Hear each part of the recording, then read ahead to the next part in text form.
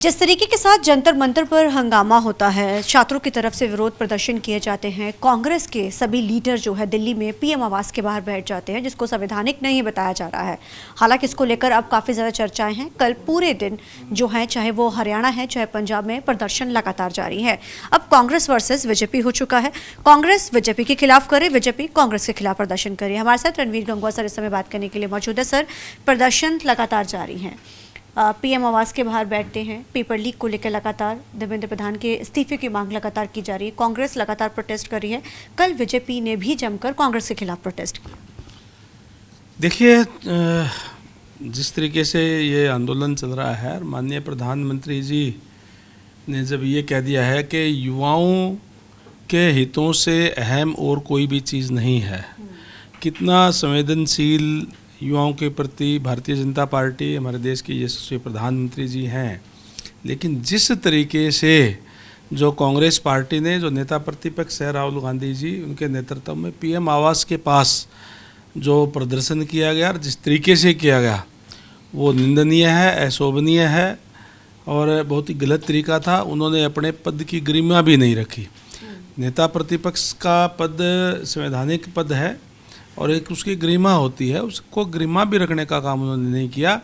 बहुत ही गलत तरीके से, जहां प्रधानमंत्री जी का आवास है वो बहुत ही हाई सिक्योरिटी जो एरिया है, और वहां पे इस तरीके से प्रदर्शन करना, और फिर पुलिस जब उनको लेने के लिए आती है तो हमने देखा कि किस तरीके से वो नीचे गिर गए, कोई और है, तो ये नौटंकी करना बहुत ही गलत है और निंदनीय है। इसीलिए हमारी पार्टी ने भी उनके खिलाफ जो है प्रदर्शन करने का काम किया। सर, लगातार इस्तीफे की मांग की जा रही है।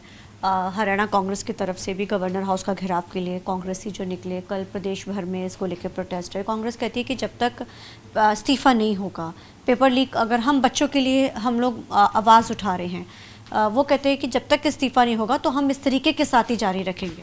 देखिए, कांग्रेस पार्टी जो है, केवल और केवल उनको तो बहाना चाहिए कोई न कोई विरोध प्रदर्शन का, इस तरीके से मीडिया का सुर्खियां बढ़ने का।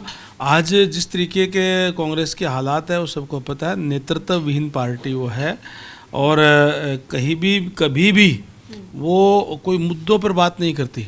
उन्होंने, देखिए, पीएम आवास के बाहर बैठ कर के जब ये कहा कि हम चर्चा करना चाहते हैं, सरकार की तरफ से इस बात की सहमति दे दी कि हाँ आइए आप चर्चा करिए, इसके ऊपर हाउस चल रहा है, उसके बाद उस पर चर्चा ना करना, मतलब इसका मतलब है उनके पास कोई मुद्दा नहीं है, तथ्य नहीं है। तथ्यहीन बात जो है कांग्रेस पार्टी करने का काम करती है।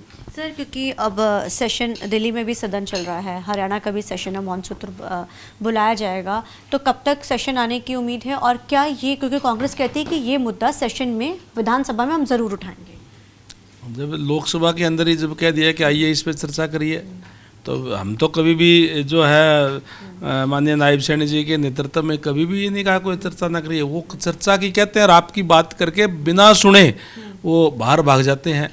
मतलब जब सेशन चलता है तो बाहर भाग जाते हैं, वैसे कहते हैं हमें बोलने नहीं दिया जाता। यही हालात आज केंद्र के अंदर है, लोकसभा चल रही है और उनको कहा कि आइए चर्चा करिए, तो फिर वहाँ से वो बाहर भाग जाते हैं। तो ये तो कोई चर्चा करना ही नहीं चाहते, उसको मुद्दा नहीं है, मुद्दा विहीन लोग हैं।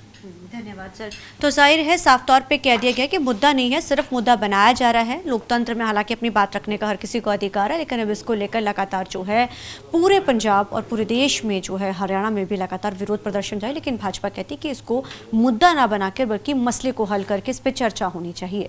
कैमरामैन जसी के साथ चंडीगढ़ से TV9 के लिए अमनप्रीत कौर।